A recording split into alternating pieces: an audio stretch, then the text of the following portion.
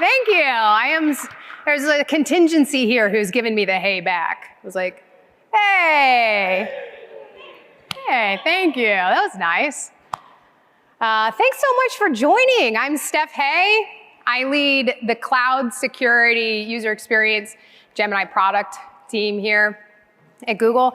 And admittedly, I'm having a bit of a moment right now. This is a big room, and I'm so happy to see all of your shining faces here. Thank you for being here. I'm also having a bit of a moment because 5 years ago, before I joined Google, I was working for a company that was doing some pretty pioneering work, and I was leading a conversational AI team, and we're really excited about all the things we were doing. We were developing some totally new tooling for internal users who didn't have great tools at their disposal. My team was designing them, and they were like, oh, this is so great. And then everything came to a halt because someone had targeted that company and successfully executed a data breach. And it was a very poignant moment. It was this, for me personally, I saw colleagues who were doing the best work of their lives, customers who had spent years developing a relationship with this company, companies spending years maintaining and developing that trust with the customers. I just saw all that sort of in that split second be thrown into question. And it was something that thousands of people before me had already come to learn, which is that we have to get security right. It is the foundation in Maslow's hierarchy upon which we can build everything else. And as somebody who is coming from a design background, I saw some of the tools that security practitioners within the organization were having to use in order to be able to monitor the attack surface, and they're doing their very best, but those tools, I wanted to design better tools. And so it was, it's really a privilege when I had the opportunity to join Google shortly thereafter and lead the cloud security team. And it's a privilege to be on stage now in front of all of you and to be joined by a couple pioneers who I'll be welcoming up shortly as well in doing some of the best work that we can do in bringing, in securing AI, this next generation of challenges that we have. Securing AI and also bringing AI to security practitioners so that they can better secure AI. And that's what this session is really all about. So first and foremost, I want to thank Anton and Bashar, who are here, who are going to be coming up here shortly. You'll get to hear from them. And speaking of being here today, I expect many of you are probably in the room also because you know that generative AI is here. And if you were in TK's keynote this morning, you heard it over and over again. It is more than just a big, huge research advancement. We are really seeing early signals of how Gen AI is already transforming what has been tedious and manual into a new paradigm here. For those of us working in security, we can imagine, some of us are even doing it already, how generative AI is going to transform security workflows and really give the defender the advantage in the way that they deserve. So we're pretty excited about that. And at Google, you've seen, you've probably heard from Sundar talk about this. Our approach here in AI has been for the benefit of people, economic progress, and especially addressing society's most pressing challenges, developing and deploying AI responsibly for society's most pressing challenges. And cybersecurity is one of them. That is certainly why I'm on this stage and why I think probably many of you are in this audience as well. And it's not a moment too soon because we're really at this inflection point already. We've sort of got 3 macro trends that I'll get into about generative AI and security. The first, attacks on AI are up. It's out. It can be exploited, and attackers are going after it. And so we need secure by default solutions. In fact, it was last fall a sort of flagship moment when the administration issued an executive order really calling on cybersecurity practitioners to fight against cybercrime, fraud, account takeovers, the things that our companies are really dealing with today and that people are having to deal with today. The second trend is that LLMs alone aren't necessarily efficient, right? So people have realized that solving many of the real problems in the security space in particular requires orchestration across multiple models. It's planning, it's extensions, it's external memory, and other techniques that really need to be used together in order to create great security solutions powered by Gen AI. And if you were in the keynote this morning too, heard all about the sort of long-running agents that we have to develop and deploy specific to security to be able to take off of the security practitioner's plate the manual toil that they're doing today. So the third trend, it's tough to develop trust in generative AI right now, and trust is not yet established. And it's especially difficult when you're relying on an assistant and it's not giving you contextualized responses. It's not specialized for the things that you need it to do. It expresses some sort of limited function. Maybe it doesn't even learn over time. It doesn't adapt. It doesn't get smarter. And this is, quite frankly, where a lot of the generative AI assistant efforts are, what is typically been referred to as like the trough of disillusionment. Like we can see where this is going, but it's not quite there yet. And these are the sort of trends that are facing us in generative AI and using generative AI in security. But we're going to rise to the challenge. We're going to tackle these challenges.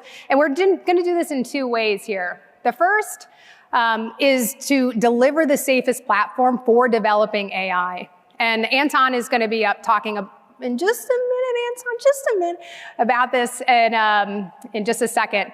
And the second is to evolve the security lifecycle to be semi-autonomous. And I'm going to get into this in a little more detail, and Bashar is going to join us on stage too to talk about how they're already starting to do some of this at Char Schwab. And we believe Gemini can really power this. And I'm going to get into what I mean by that on the sort of autonomy scale in just a minute. But I first want to welcome Anton to the stage so that he can tell you about our first major effort here in delivering the safest platform for AI. So please welcome Anton with me. Perfect. So my name is Anton Chuvakin. I work for Google Cloud Office of the CISO. And today, my focus would be on delivering the safest platform for AI. But as an interesting side point, or rather starting point, when you use AI for security, you almost immediately also accept the mission to secure AI. You don't want your security tools, whether AI-based or not, to be turned against you. The focus today would be on how we actually approach this. Now, in the middle of last year, we launched the SAFE, Secure AI Framework. And there are 6 principles we started building around that. You can look at more details on the blog and the materials, but I wanted to share what we are doing to make it more practical. Now, admittedly, some organizations, some people, when they look at security AI, they sort of assume there would be some magical tools, completely new capabilities. In many cases, we are dealing with things that are quite normal and not very magical. So, for example, detecting threats, building resilient infrastructure to run your AI workloads, modifying and evolving data security, and also making sure that we evolve the defenses, at the speed AI evolves. A lot of things that are true now may be quite different in a few months or definitely in a few years. So some of the adaptability and resilience requirements for security controls is hugely important. Some people ask me whether I have a favorite SAFE principle. And while we often highlight the fact that Google Cloud is ideal infrastructure for those workloads, I actually am very partial to detect and respond. In many cases, there would be people trying to abuse AI. There would be people trying to use AI for malicious purposes. And your workloads and your systems, your data will need to be protected both from traditional attacks and from novel AI-specific attacks. And then you wouldn't just use hardened infrastructure systems, you would also need to detect threats. These principles have a lot of work behind them, and some of this work is both what we do at Google and what our customers do at Cloud. I want to highlight one more important item here. When people think about this, sometimes I ask the chief security officers that I talk to, other clients, when they think about security AI, they think about the models and prompt injections and AI-specific issues. But in many cases, what gets you is not necessarily something in a model, but it may be something in how you run your workloads, how you train, how you refine, how you deal with the data. So the focus from those conversations isn't just give me some magical AI security, but it's really about the layers of that. And when we think about this, there's sort of a way we apply the principles.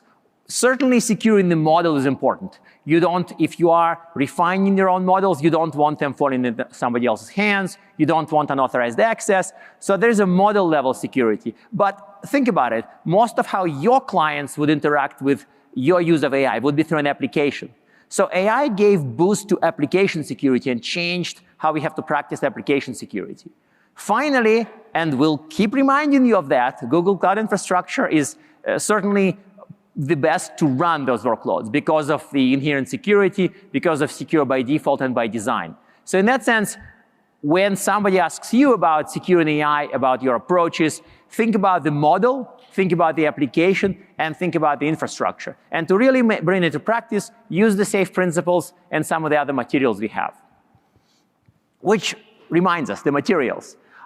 When our team, Office of the CISO, talked to many security leaders and their teams, a lot of them had a question about, is this a completely new domain, or is this something we need to do based on what we already know from traditional practice? So we have some guidance about comparing and contrasting AI security from traditional security. We have the further explanation on the principles. We have some limited data about how attackers are using AI and how we can counter them. So to me, these resources, including the paper on AI red teaming, ways to perform testing on your AI systems, is quite critical. To me, this is what allows us to be confident that we are bringing it to the market securely and also allows us to guide cloud clients. As a minor self-serving point, we're doing an additional presentation on threats that we think are the top 5 most important threats that you would face. And of course, the safeguards. So this is if you want to drill down on some of this, a look at our session tomorrow. Now back to Seth. Thank you. Thank you. Thank you, Anton. It's one of those things when somebody gets on and off the stage, somebody has to start the clap, right? Right? No? Somebody has to start the clap? Oh, look at this clap is starting. That was definitely me asking for it, so thank you for indulging me. Okay, so that was sort of the first part of our strategy, what we're doing at a high level to deliver the safest platform for AI. And I appreciate the self-serving plug to go learn more about it tomorrow. If you are interested, please do. The 6 components that Anton talked about is really, this is trying to develop the most comprehensive solution for developing Gen AI advancements, which security practitioners need to really continue defending effectively, which brings me to the second point here, which is we're trying to evolve the security lifecycle to be semi-autonomous with Gemini. And this is in the context of the same, what we've, if you were here last year, we've been lovingly referring to as the common challenges of the cybersecurity practitioner today, which is threats, toil, and talent, the 3 T's. And when it comes to threats, this is a massive explosion of threats, including on AI, as we talked about, as attacks are up. And we really believe that the growing number of threats, that they're increasingly sophisticated, can only be tackled with great AI solutions as well. Humans cannot cover all of this. We need to in particular, identify, reverse engineer, and mitigate threats much sooner, and in particular, mitigate the downstream impacts of them. We think generative AI is perfectly poised to be able to do this.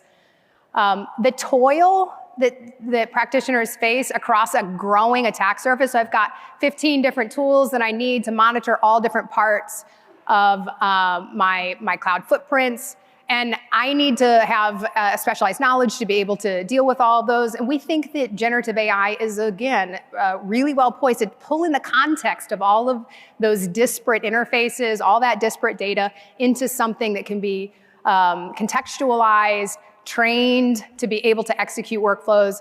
At million token context window of Gemini 1.5 that TK talked about earlier today is part of what we think is really advantageous to the security practitioner to be able to reduce the toil, take away what is manual today, turn it into something that doesn't exist tomorrow so that we can really free the experts to focus on the most complex issues.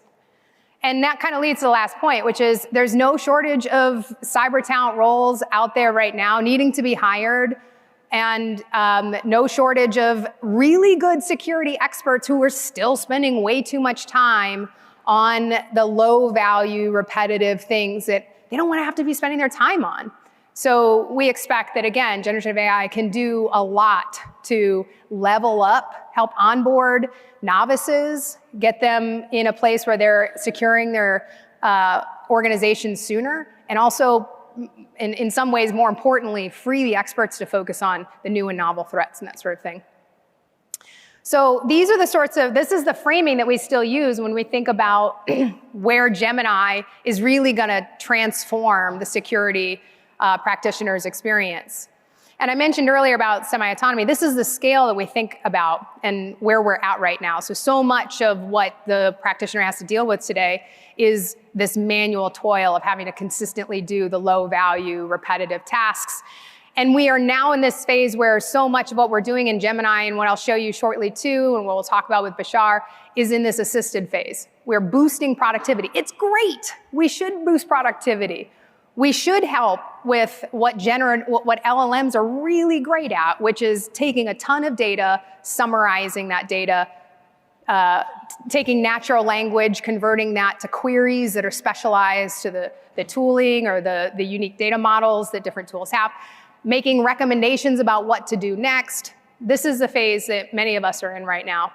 And where we're getting to this year, this is our goal, is to be semi-autonomous, which is Gemini should be driving most tasks across the security lifecycle, and to do it consistently well, only delegating when it can't, with a degree of confidence, sort of sufficiently automate.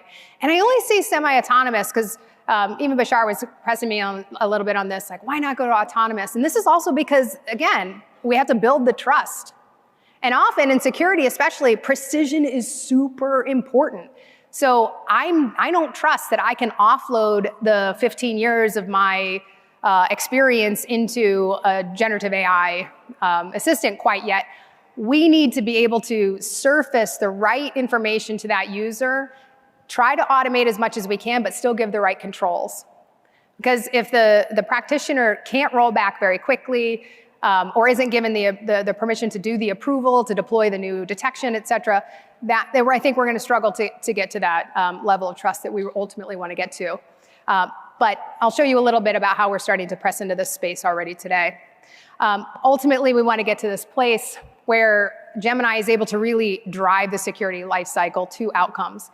And security agents are really a key part of both semi-autonomous and autonomous security.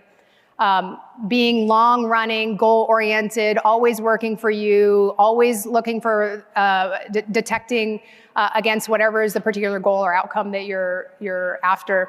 This is where we're going. So we were the first in December to have generative AI be generally available in our SecOps platform in Chronicle. So for the last several months now, we've been seeing hundreds of customers using natural language search, reading the case summaries, acting on the recommendations for prioritized alerts.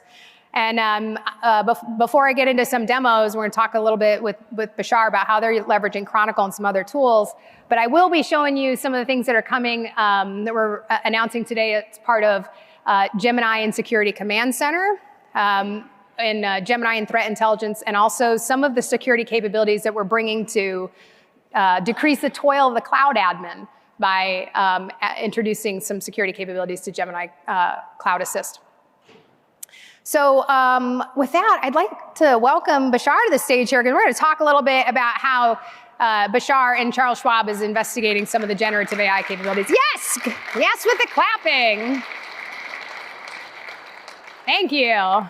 Thank you. And actually, we could just start with, how about a softball? You want to tell us about your role at the company? Yeah, thank you. Thank you. I'm glad to be here. Thank you for inviting me. I am the Chief Information Security Officer and Head of Risk Management at Char Schwab. Just a little bit about Char Schwab. Yep. We are the largest broker-dealer in the country, probably in the world, that is publicly traded. Sixth largest bank. We have 40-some million customers and $8.5 trillion worth of assets. We do quite a bit in the space of financial services industry. That's cool. And you're also on stage with me today, which is very nice of you to do. You flew into Vegas for this, so thank you. Absolutely. Okay, so you want to talk a little bit about how you're using Chronicle and Gen AI. I think those are not necessarily mutually exclusive, but how are you using Chronicle today? Yeah, that's a great question. Let me just start first by talking about the transformational wave that AI is riding. It's a confluence of few factors that are really interesting. This increased connectivity that we have since the mid-90s that continues to grow with access to the internet. The fact that we have mobility and accessibility in all parts of the world today with mobile phones and whatnot. And then we have finally compute at scale that is available, that is affordable, that allows us to have a software-defined data center. All of that is putting us today with AI on top of it, riding that wave into a beautiful place of an inflection point where we can actually address some complex issues in cybersecurity and leverage AI to get there. Our partnership with Google, it is really not about just buying a single capability or two. It's a vision of building a platform where the sum of the parts are greater than the individual components, where we can continue to build more of that value system. So I'll give you, for example, we leverage some of the, and it's a shared responsibility model as well. What we do with Chronicle is we have the ability to establish scale, collect fantastic level of telemetry without any limitation.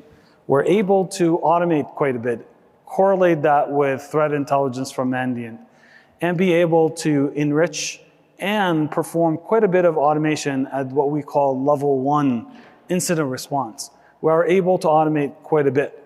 But we did not just go there to use that platform, which is fantastic, and leveraging AI. We have built also adjacent to it, which is why I call it a platform, an actual risk engine that can aggregate the events that we have, the alerts that we have, create watch lists, and allow us to prioritize to the analyst what we consider to be the highest risk. But we didn't only stop there. We built a data lake based on the information that we have to allow us to even raise the level of value we get from this platform by building AI models, both on the generative AI and the predictive AIs. We have many fantastic examples, real examples of value, like what we do with phishing, what we do with fraud, the possibilities of leveraging it to improve incident response, to be able to do quite a bit. We have a long list of applicable use cases that would like AI and machines to help us with. Yeah, so and with all the context that you've built up, this is helpful for the predictive work that the generative AI, the models are doing. Do you have a phishing example that, can I put you on the spot? Yeah, so I'll give you another example, doesn't have to be fantastic. Phishing is really one fantastic place. So we do, in the preventative controls that we have, prevent about 95% of all the phishing emails, but we still have the most sophisticated, around about 5 to 7%. That gets through, and we rely on the user and the awareness to click on the phishing button. But what we do is really interesting. As soon as you do that, in the past we used to do manual, every single report that you have on phishing goes to the SOC, they start investigating, they try to do some hunting activities, and be able, and we were spending about 2 full-time people doing that just to respond to all these reports that we have. Now we have predictive AI and generative AI coming in, evaluating all this stuff, looking automatically, correlating with all the phishing campaigns in the marketplace, all the TI available to us, and with an extremely high level of accuracy, tagging what we consider to be almost close to certainty that this is a phishing email. We launch automatically the type of hunting activities to delete all that before a single user gets to see that email. And where we have a little bit of doubt, we tag it and we say, 99% of the time, we are confident this is a phishing email. Can you just check the last part, Mr. Analyst? That saved us right there, about 2 full-time people. That's where we can leverage AI, whether it's predictive, traditional, or generative, to allow us to elevate the human brain to do more complex things. Yeah. We think that level of success can be achieved in all domains of cybersecurity. Right, just transforming already. Transforming. Security. Absolutely. Okay, you talked a little bit about autonomy before we got on this stage here. And actually earlier I talked about this evolution, this framework with some of the analysts. And somebody asked a question, okay, but how are you getting how are companies getting comfortable, especially in the security space, with using generative AI? And I said, I think sometimes you have to have a leader who's willing to lean into that. And I think when we talked and you said, we're already exploring some of the autonomous generative AI capabilities, that was a little surprising to me. But can you talk a little bit about how your journey is? Absolutely, and I agree that we need to go through the full maturity of AI before we get into the autonomous area. But ultimately, given how fast the threat environment is evolving, leveraging the latest and greatest, we need to keep up. We just don't have enough talent to continue to supply. It's really difficult to get into cybersecurity. It's difficult to find the experts that we have. We need to keep that human brain to the most complex issues. With that, what we think we can do and what we have to do is allow us to leverage machine more, delegate more tasks for machine. We know through AI that machines can think. We know they can learn with machine learning. We know they can also make decisions with neural networks. Right. We know they can speak to humans and actually articulate the decisions that they made.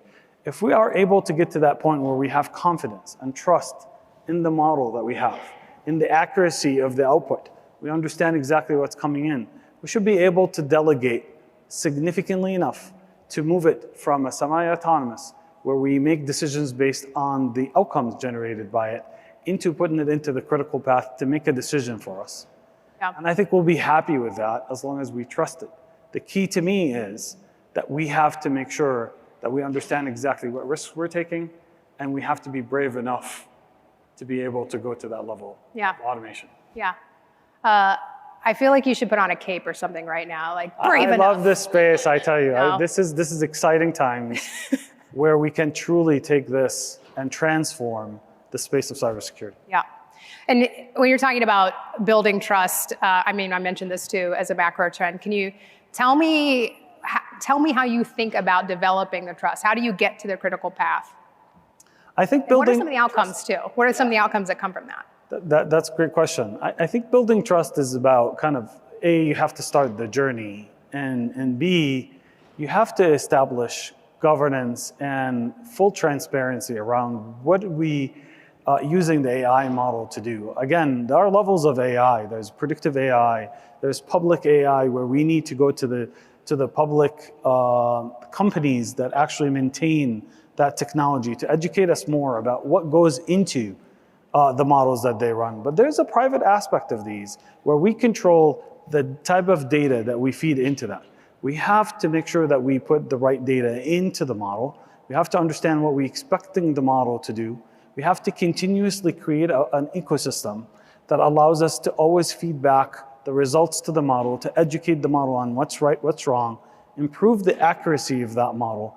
And eventually we need to continue to test it to make sure that it doesn't have the biases, it doesn't have the issues and concerns that we have.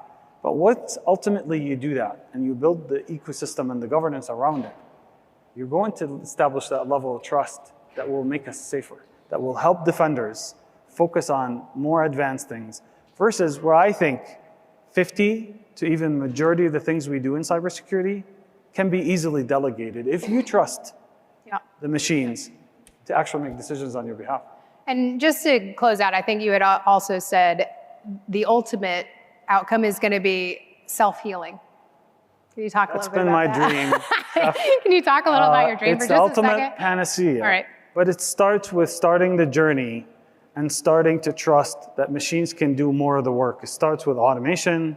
It starts with scale. It starts with the applicability in challenges that you have, whether it's phishing, fraud, TI, summarizing your incident for you, access models. You add all the pieces together and you start thinking, wow, we can do a lot here. And this is really what we need to go. And ultimately, what we're building and moving toward, if we get through that level of maturity with semi-autonomous to full autonomous decision-making, is the ability to do self-healing.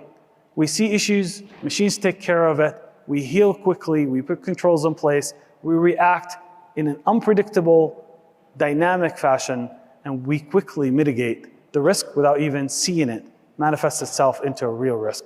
Yep. That's self-healing.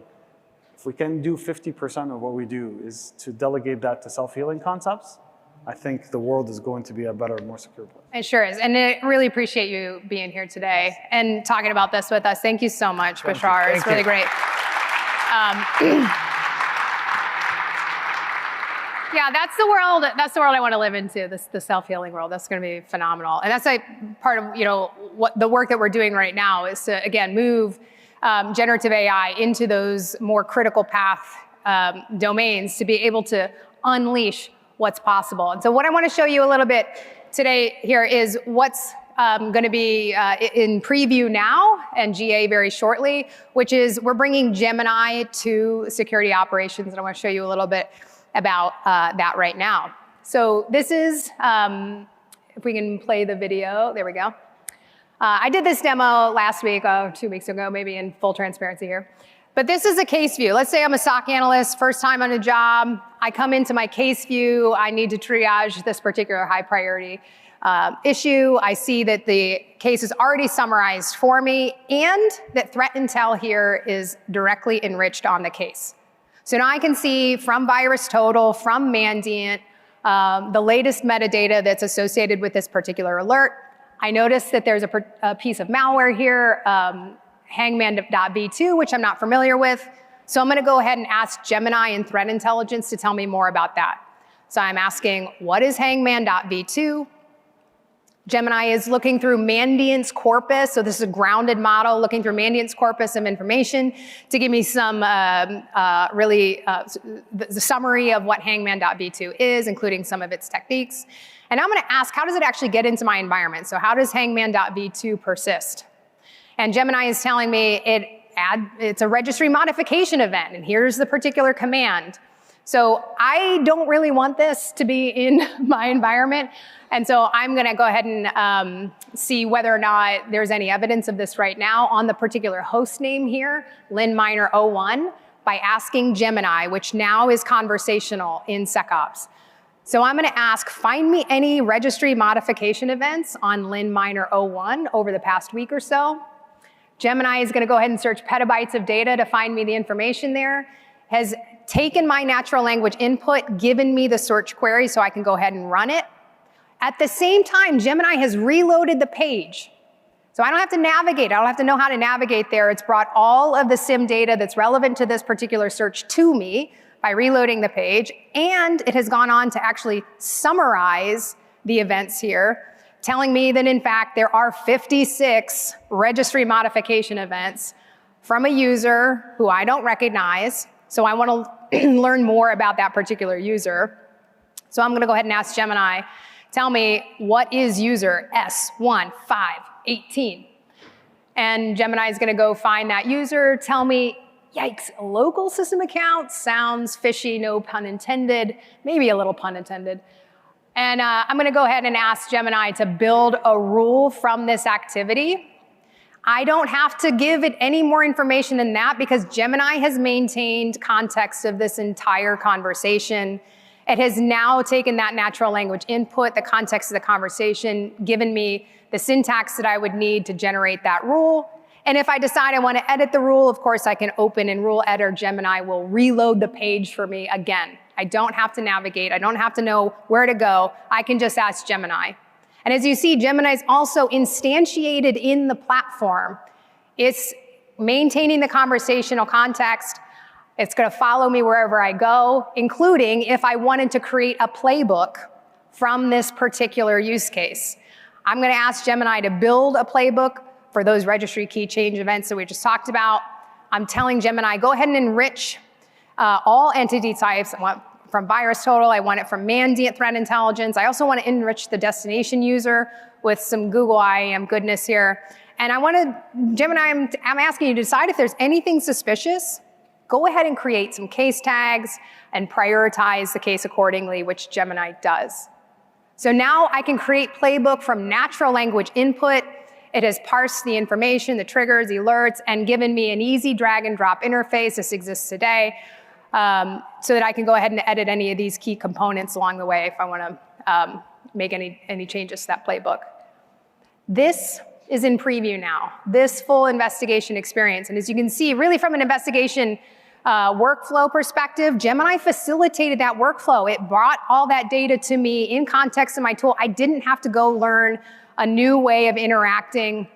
This was taking more than a dozen steps and a lot of talent and expertise and assisting me sort of from that moment of detection, from alert triage, event search, pivoting on entities, generating detection rules, all in the same context of that conversation. So it's really assisted me in moving through the investigation platform, bringing those critical workflows together, and also making recommendations along the way, which is, as we're pushing into that semi-autonomous state, the kind of workflow transformation that we're trying to enable. That same experience is now what powers Security Command Center Enterprise, which tomorrow at the Security Spotlight, I hope you'll join and hear more about. This is our newest offering, brings cloud security and SecOps together, fuses it into the same platform, so that if I'm a vulnerability analyst or manager, I don't have to go learn a new tool in order to understand and remediate misconfigurations and vulnerabilities. I've got that now with Gemini and Security Command Center, and that same experience that we just saw as we're starting to converge these workflows to really change the security lifecycle.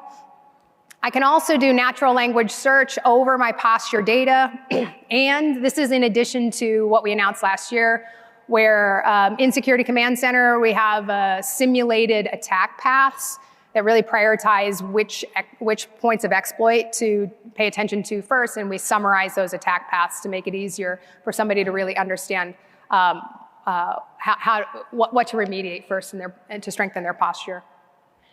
I showed you the conversational search over Mandiant's data, but we also in VirusTotal have automatic open source intel report generation, ingestion, and then we summarize those reports directly in the platform. So this saves the CTI analyst time of having to go out and research and draft reports, bringing that all into the same experience in the Google Threat Intelligence. And this is GA now.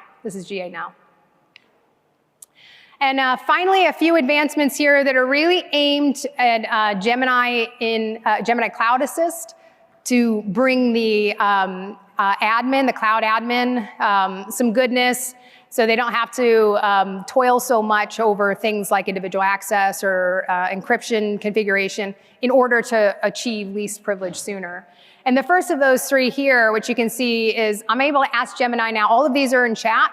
I'm able to ask Gemini for recommendations on confidential computing. This is going to give me the latest insights that I need to have the most secure controls in place. Being able to protect my data from bad actors, including how to encrypt data in use, which I may have otherwise missed. The second of the three is we've now got Gemini, we've got encryption use cases here. This is Gemini asking, I can ask Gemini for the right keys at the moment of resource creation, plus recommendations on which ones to rotate over time, which really just keeps me in a more secure posture. So now basically anytime a developer encrypts a resource, they can do so according to my organization's policies and compliance requirements just by asking Gemini. And finally, we've got IAM recommendation in the platform today, but now we're bringing Gemini to IAM recommendations. So in this case, we were able to summarize which accounts may be over-permissioned and recommend how to best bring those down so that we can achieve a stronger posture. And also, this is all within context of the particular project. So if I want to troubleshoot, I have contextual recommendations. Like if somebody's been is angry because they've been locked out of something, I can ask Gemini to help me troubleshoot rather than having to go line by line to really understand what might be going wrong there. So this is some of the work that we're doing to really sort of change security for good from detection through response. But as we've been talking about today, so much of this is early days still, and where we want to go. We're going to make it easier to do things in the meantime, for sure. But where we want to go is that Gemini is so good that you don't drift from your ideal state. In fact, you never have to write another rule because Gemini has all the context. Your environment is able to suggest, automate, write those rules for you, never having to investigate noise, again, having so much context, being able to find the needle in the haystack more easily. And even though we're going to make it easier now, if you never have to write another playbook, I mean, there's even risks introduced the fact that I have old playbooks and I'm not governing anymore. Those are the things that Gemini is perfectly positioned to improve, the governance, the recommendations, and to be able to really change security for good. And this is what we're looking at in the future, but it's also now. It's the kind of work that we're doing that I hope that you see with the investigation assistant and SecOps, for example, sort of indicates where we can go from here. All of these use cases, just to wrap up, are built on a security specialized LLM, which is called SecLM, which really combines multiple models, business logic, et cetera.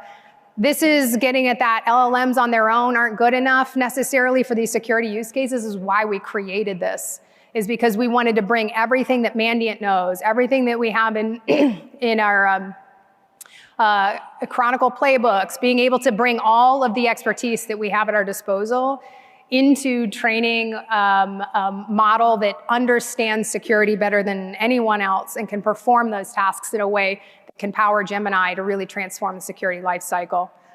And some of the things that we've seen in the products today are also available for you, which is summarizing disparate information, the Q&A that you would expect to be specialized around security, SecLM powers that, and natural language translations to queries. So just to summarize, this is really the two we covered today, the two parts of what we're trying to do to really change security for good, make GCP the safest platform for developing AI, and changing the security industry by evolving Gemini to be semi-autonomous. And you can learn more at a few of the resources that are listed here. And also tomorrow, I highly encourage you to come. Of course, I highly encourage you. I'd love to see you again at this spotlight. That's what's next for security professionals tomorrow at 10:30 a.m. And I just want to say again, thanks to Anton and Bashar for joining me today. And thanks to all of you for being here. It's been a pleasure to be on stage. And we're going to stick around and answer questions. If you have any, please come on up and say hi. Thank you.